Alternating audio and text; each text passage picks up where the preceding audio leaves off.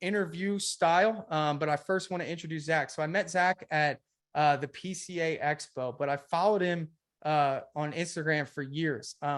If you don't follow Zach, you should. It's at ZK Painting, where he is just really showcasing, really a lot of the craftsmanship that he brings. And I would consider myself more of a volume type painting contractor, but of course we want to get to a point where we're recognized for both volume and quality. So I can appreciate the time, the effort, and what Zach's built. I had an opportunity to interview him on my podcast, and it was a really good time. So I brought him in here to share some wisdom, some knowledge. We're going to hit on some of his social media practices. So welcome, Zach, man. If you could just give us a brief, and it helped me get a little breather. Give us a brief on, who you are, what you do, and what you've built, and then I'll jump in. Yeah. Thanks, Tanner, for having me. Absolutely. My name is Zach Kenney from ZK Painting. We're a Boston-based painting contractor. At ZK Painting on Instagram. I've been painting since I was like 15 years old. As a punishment, I had to paint a picnic table. It led to really liking the instant gratification of painting. Made decent money doing it through high school and college, and always wanted to do it at a higher level. So I've sort of obsessed on the craft for many, many years. And really thought, like, if I could just put out the highest quality paint job in the world, I'd be a millionaire. And I'll let everybody know that that's not how this business thing works at all. In fact, I think being good at painting often gets in the way of running a successful business. I like to say I'm a recovering craftsperson turned business person, because I really do. I got into this because of the love for the craft, but I also didn't like being broke. And so through a lot of pain and trying a lot of things, I sort of evolved the company to where we are today. And I've moved the company, multiple different shops, moved it states, all sorts of things. But really the main driver behind sort of where we are today, we've tripled in size this year and doubled the last 2 years. Immense growth. And it was all driven by organic Instagram, leads, essentially. So that's really that's my big thing. It changed my life. Instagram has, it got to the point where I have not done anything much with Instagram for like the last year and a half. And so this quarter actually is my big goal, is to revamp our social media and get it to look like our company again. Cause right now, if you go to my Instagram, it looks like we do a ton of shop work and a little bit of site work. And in fact, we do like 95% site work, 5% shop work. So yeah, social media is a huge part of what I'm looking to do. This quarter, I hope to add 30,000 new followers on Instagram. And so the key driver to that, as I've been a partner in a social media marketing company, spent a lot of time trying things on social media. And I'm right now working on the plan that I will be putting into place for the next quarter so I can get those followers. Without a plan, social media gets really hard. I want to know the transition from craftsperson to business owner, and what were some of the biggest challenges for you?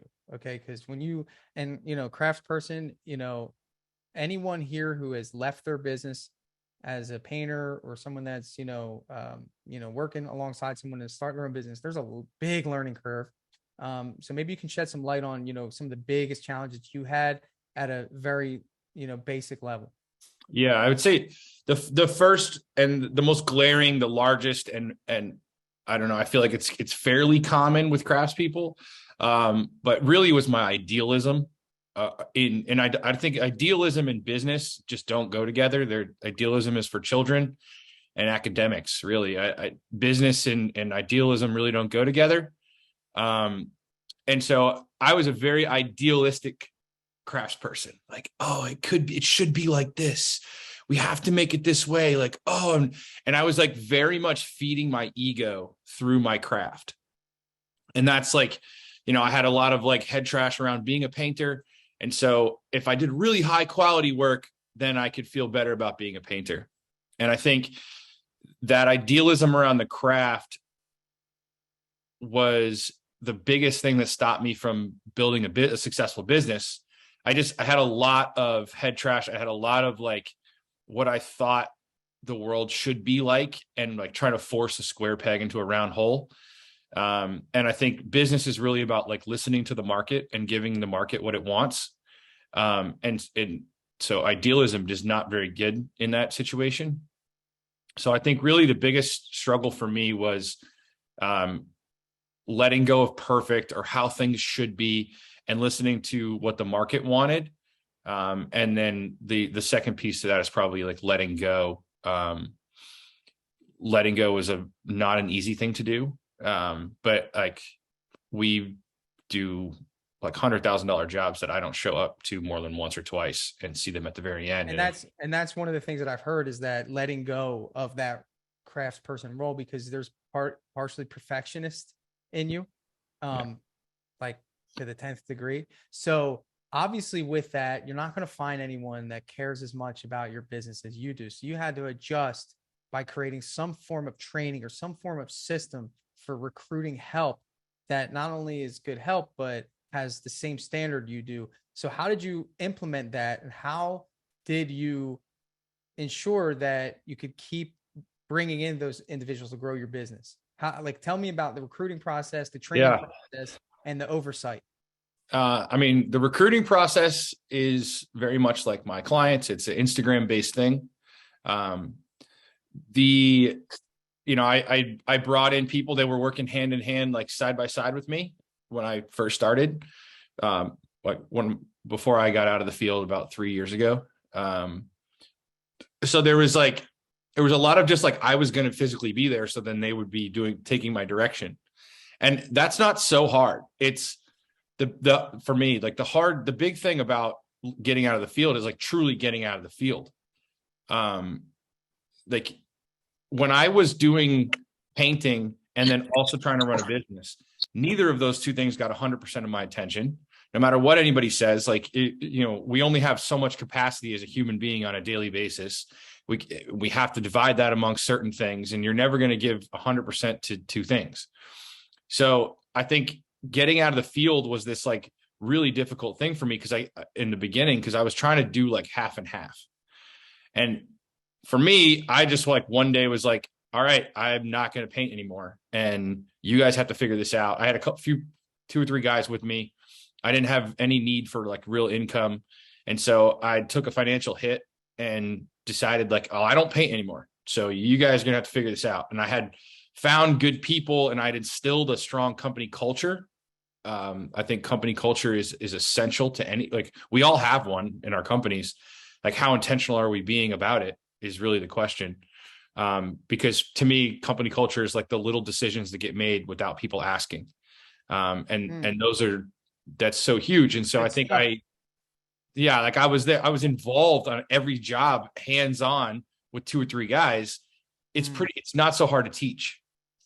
Where it gets way harder now as we're scaling and we have like 40, 45 guys in the field on any given day. Scaling quality is a whole nother story. But I think until I got out of the field, I couldn't even begin to play that game. So scaling, had a lot to do with sacrifice. I think that's what it is. I think we need to understand that you're going to lose what's comfortable to make the change. I think you said it, obviously the biggest thing nobody wants to lose is money. You're used to doing things one way. You want all the control, but you're looking at it like, I'm spread so thin. There's no way this is sustainable. And I think as business owners, we got to have that vision. You had that vision, and you've created something really special. So where's the business today? Tell us a little bit about how the business operates today. Feel free to share some stats. If not, no problem. But more so, just what does the business look like? Tell us a little bit of your day to day. Tell us a little bit about your clientele. Like, how have you transitioned, and how's that paid off for you? Yeah. So this year we did about, I think it's just like 1.2 or 3.2, 3.1, 3.2 million in revenue. Wow. Last year we did like 1.1. So it was just about a 3x growth. I did this with me and a brush for like, I started with a little giant ladder, a brush, and like that was it, and was broke as a joke, and did that for a very long time. So I only really started a business about 4 years ago, where like 3 years ago, I stopped painting. So, 3.2 million in revenue. We run a mostly subcontractor model. So I have 5 employees.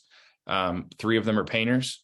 Then I have an office manager, and I have an operations manager / project manager. Both those positions, all of my employees are very highly compensated, especially in the market compared to the market. I've decided that I'm not a very good manager of humans. So I've tried to not manage very many, and the people I manage are incredibly self-motivated, driven people, and I have to compensate them well to attract and retain that level of talent. What are some questions you're asking in the interviews? So I'm not a good interviewer either. I sold a small percentage of my company to Garrett Martell from 2 Day Painting. He's masterful at them.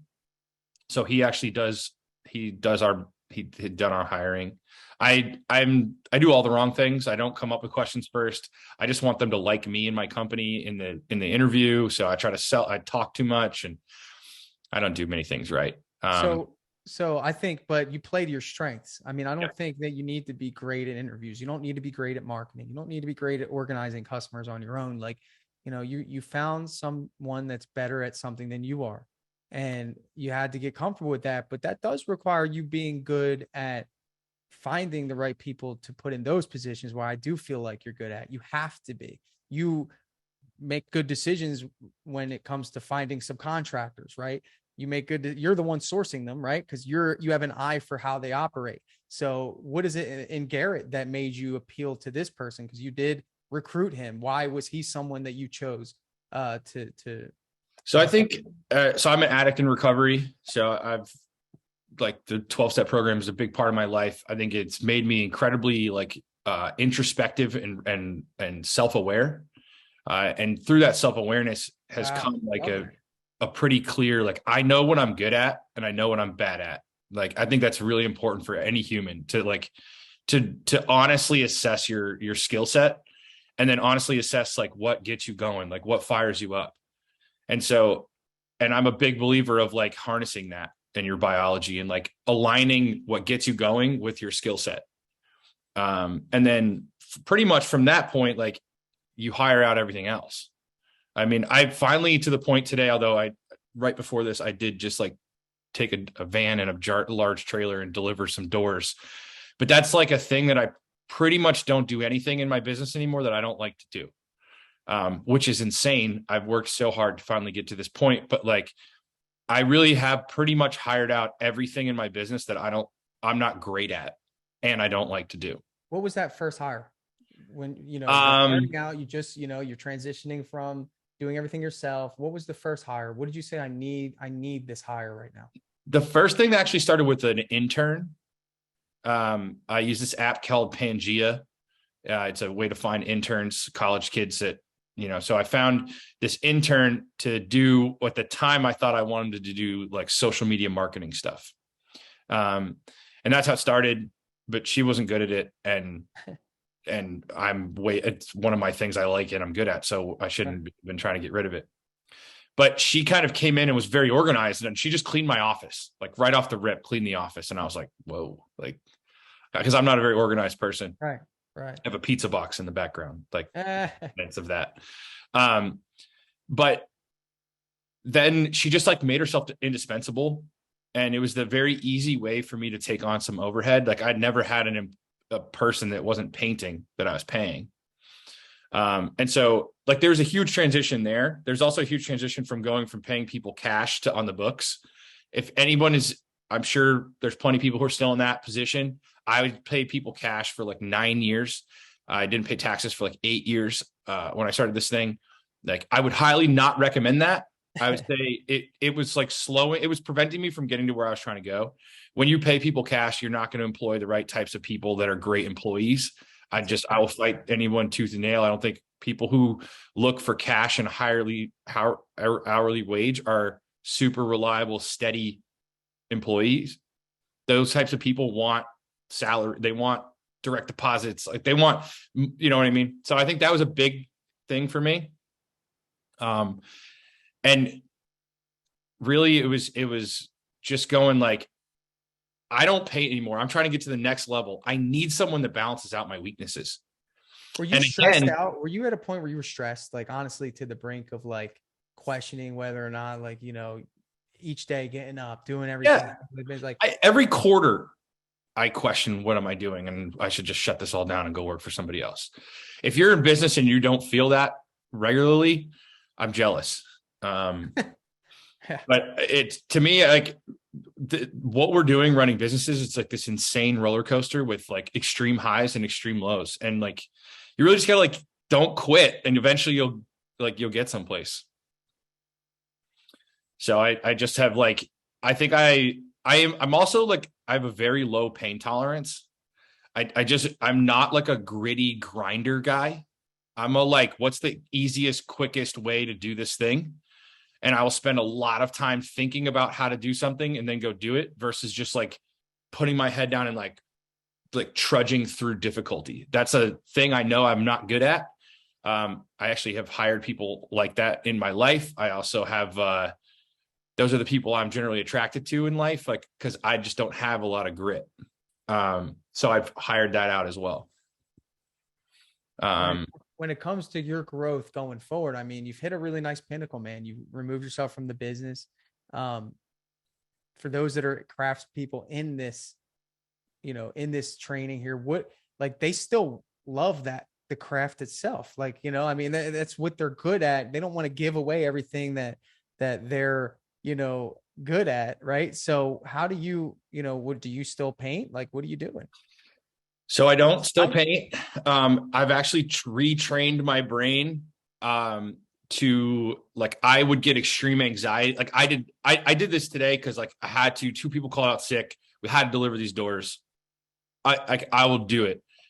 I will just about do anything in my power to not physically do work for a number of reasons. A, it gives me anxiety feeling like I'm being super inefficient and I'm doing something I could have paid somebody else to do. Right. But B, I don't want to ever set the tone in my company that I'm always the guy that it will all fall back onto. I want that like accountability for everybody in my company. And so for me, it was like, just like, I'm the yes guy, I'm the nice guy, and that can get taken advantage of. And if people know you're the backstop, like they're going to play a little more aggressively because there's a backstop. And I very much didn't want to be that backstop and have to deal with stuff. So I just like very intentionally was like, I don't do these things. And instead timelines will move and clients will change and my team will learn how to get better, but I'm not going to just come save the day all the time. Well, then what's the trade-off here? You have to risk your reputation, right? And it's taken, I mean, we had a painful year, like going from 1.1 to 3.2 is not an easy thing to do, especially with the year I had, the way we got there. Can you dive into that? Well, give me an example. I mean, I think we scaled so fast that we do a lot of things. We learned we made a lot of mistakes, but we were not throttling back our subs. Like we were not managing our subs capacities very well. And if they said, yes, they could do a job, like we trusted them. And our average job size is like $85,000 with $7,000 doors, bringing that down. So we do a lot of 6-figure paint jobs. Large jobs, they take a lot of scheduling. So we actually had 3 jobs this year that our 3 largest jobs totaling like 1.4 million, all went like, were not profitable jobs because of issues we had with a certain sub that then like led to a way to take them off other jobs. And there was like just so much crap around. We just scaled too fast. Like, well, too fast is a subjective thing, I guess. Like I knew what I was doing. We knew we were going to triple in size, not make very much money, and then figure it out this year. And blow through the brick wall, right? Yeah. Pick up the pieces. And I think that's at every stage of growth. Like even for me, I went from 2 to 3 crews, growing pains. I have to learn how to market. I learn how to find more jobs to sustain the growth, hiring and all that. So I definitely identify with that even on a lower level. I want to get to some of these questions here. Do you mind? Yeah, let's get into them. All right, guys, we got some, please. Somebody said, how'd you make the jump from 1.2 to 3.2? I would say it's marketing all the way. Like, marketing is the number one thing in business. And it's the thing that, as an idealistic craftsperson, I thought was like horrible. I was like, that's what crappy products use to sell. If you take good marketing and combine it with a good product, it's the easiest like lead domino to business. The more options you have, the more leverage you get. So I think marketing was by far the largest driver of that revenue increase. A lot of business development stuff, like marketing combined with like hardcore business networking, business development, one like 3-year long relationship that now has paid off to over 6 figures a month with this one GC. And we haven't even done a big project for them. We just do all their estate care. And we're doing like $150K a month with them. That took me 3 years of doing business development. So it's very much like build the demand side way higher than supply side. Love that. The more you can keep demand side way higher than supply, you can suck in painting. You can be a bad business and thrive because you need very few jobs compared to how much like demand you have. It's when you start to play with demand and supply getting kind of close together, you have to have a very sophisticated operation for that to work. So I would say the big driver was increasing the demand side of the equation, which is all marketing. Anytime I talk to a guy, any painter who says, oh, we're so busy. That's a sad statement because I said that a million times. So I don't want to judge it like that. No, you can say it. It makes me sad because it's bullshit. Like, it's just absolute bullshit. Because the more demand, I don't care how much supply you have, the more you can increase demand, the higher the price will go up. Same amount of supply. It's basic economics. So anytime someone says that, it's like, dude, you got to raise your prices and keep marketing and raise your prices and keep marketing. And I could have kept doing that and stayed small, and maybe we did 1.2 again, but we did it with like $150 an hour charge rate and a much higher net profit. Those are the decisions you make when you start to play the business game. But I knew that I wanted to get to an hourly rate, a charge rate that I could scale. And so I had to build demand high enough to get to a certain price point. To be able to bid jobs in a way that if you didn't get them, it didn't matter. Yep. I am apathetic. I try to be apathetic at every single estimate. I just do not care if I win or lose this job. I'm here to see if we're a good match. Like, do we line up? Yeah. No worries if not. Yeah. So that, I would say the biggest way to grow is because that marketing and that social media marketing stuff, it drove the demand and supply side of the curve, right? Like, I got subcontractors and painters from Instagram, as well as I got clients. So I think good marketing does both. Love that. Again, larger jobs. Like, I built a company with incredible intention. I think that's a thing that can get lost on people that might have just seen what we've done over time and just like, oh, like whatever. Where I am today, like, I set out to be here 5 years ago and worked with incredible intention to get here. And so I knew I was reverse engineering a certain client and building a business to serve them. And I think that at the end of the day, we have to figure out who is our client, how do we serve them better than anybody else, and then work backwards from that. And so part of that was a large average job size because of the market that I'm in. Love it. Love it. We've got 6 minutes, so you can hammer whatever questions you feel valuable. I saw a lot of people asking what your day-to-day looks like.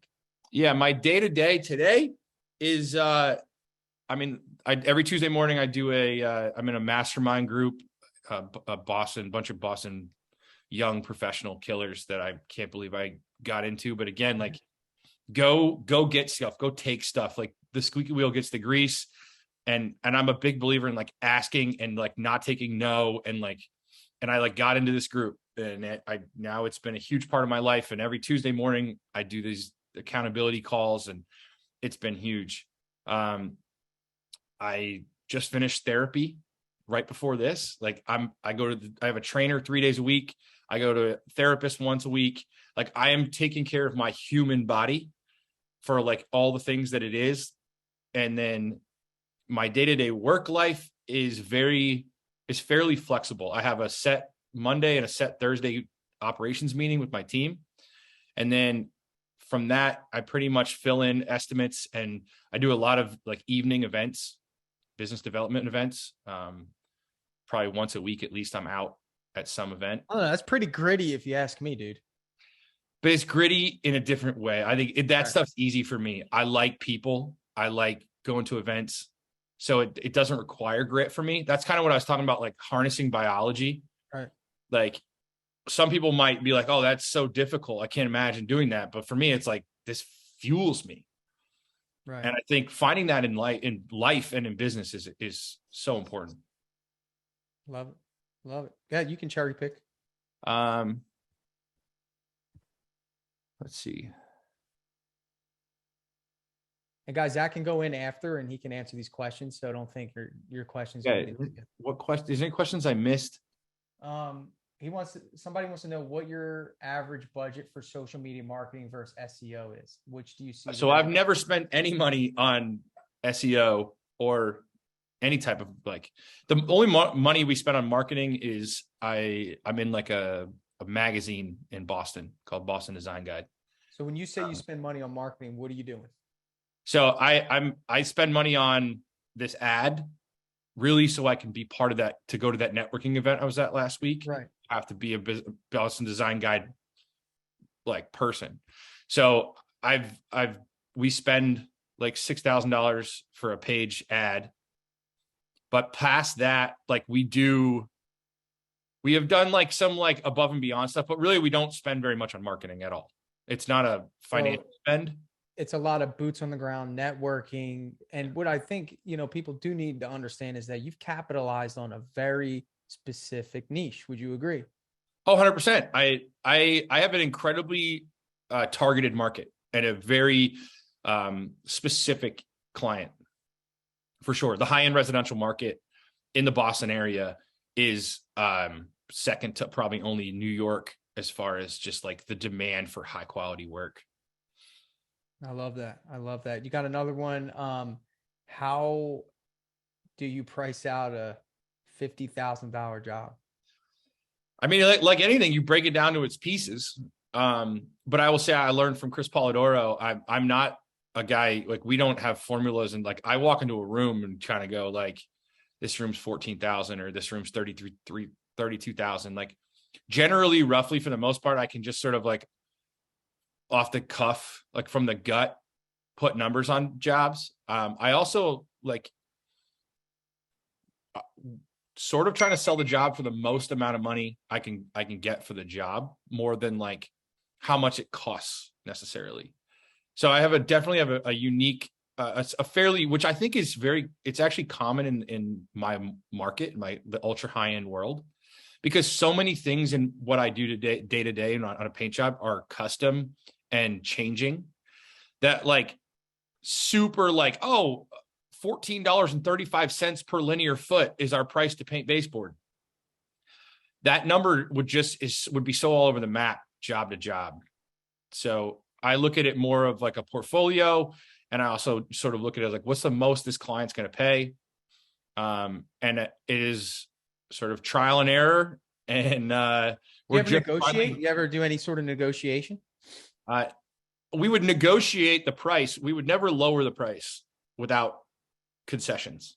Sure. That is a huge thing I've learned. I will never give a discount without getting something in return. And I will never give. Could that just mean a quick agreement if you need to fill a slot in your schedule? Yeah, that's a give. Hey, if you agree to do this and let me start in the next week, that's a give on their part, right? Versus they sign it and they can start whenever they want, or whatever. You let me market this extra.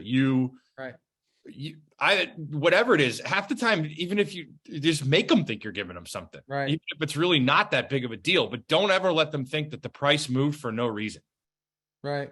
Because then they'll never trust you, in my experience. Yeah, and it'll be almost like you kind of high load them. You know? Yeah, they're like, wait, this number came out of nowhere. Like, this is a made up number. We'll never be happy with this number then. Right. Because it didn't come from anywhere. Very true. And then I would say the other big thing is like, I've learned the hard way is like, we don't ever give anything free up front or like early in a project. Right. I think that's a thing. I bet most painters in here are guilty of doing at least once.